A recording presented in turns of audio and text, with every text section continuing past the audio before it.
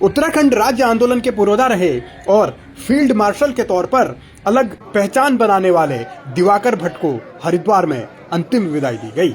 अपने नेता के अंतिम दर्शनों के लिए बड़ी तादाद में लोग पहुंचे, हर किसी की आंखें नम थी। वो बहुत बड़े सिपाही थे, उत्तराखंड क्रांति दल के भी सिपाही थे और हमारे एक अच्छे मित्र थे।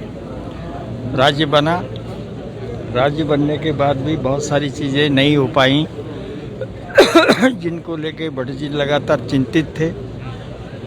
हम लोग मिल बैठ के इस पर विचार करते थे कि कैसे ये स्थिति सुधरेगी, और आज वो हमारे बीच नहीं रहे।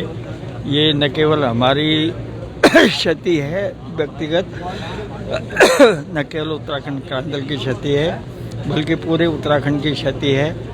और उसके लिए यही कहा जा सकता है कि अब हम लोगों को उनके बताए हुए, उनके विचार के हुए बिंदु काम करना चाहिए और उत्तराखंड की दशा को सुधारने के लिए लगातार प्रयास करना चाहिए।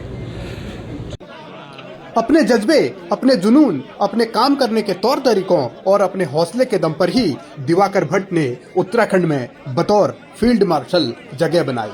उत्तराखंड आंदोलन के दौरान उनके अलग अलग रणनीतियां बहुत कारगर साबित हुई, लेकिन इस राज्य के लिए उन्होंने जो सपने देखे थे, जो संकल्प लिए थे, वो अभी भी अधूरे ही हैं। दुखद है, एक मूर्धन्य आंदोलनकारी जिन्होंने राज्य निर्माण आंदोलन को एक नई धार देने का काम किया। और यदि मैं कहूँ कि वो हमारे राज्य निर्माण आंदोलन के अग्रगणी नेताओं में से थे, इसीलिए लोगों ने उनको फील्ड मार्शल की उपाधि दी, क्योंकि उनका राज्य निर्माण में जो योगदान दिवाकर भट्ट उनके परिवार का था वो भूला नहीं जा सकता है। उत्तराखंड का बच्चा भी और उत्तराखंड के देश और दुनिया में रहने वाले जितने भी लोग होंगे वो इस संघर्षशील और जुझारू व्यक्तित्व के धनी, जिसने अपने जीवन का तिल तिल उत्तराखंड के लिए समर्पित किया, आज बहुत ही दुखी मन से उनको सब श्रद्धांजलि दे रहे हैं। दिवाकर भाई का हम लोगों का संघर्ष 75-80 से हम लोगों ने साथ साथ काम किया है। एडी जी बैठी है साथ में, और 80 के दशक से हम लोगों ने लगातार विभिन्न तरीके के संघर्षों को किया।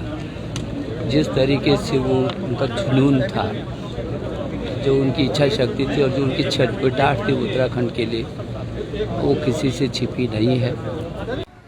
दिवाकर भट्ट भले ही इस दुनिया को छोड़कर चले गए हों, लेकिन देवभूमि में उनका नाम हमेशा अमर रहेगा। देवभूमि में उनकी यादें हमेशा बनी रहेंगी। देवभूमि उत्तराखंड में उनके लिए हुए प्रण, उनका संकल्प, आंदोलन के प्रति, राज्य के प्रति उनका समर्पण सदा याद किया जाएगा।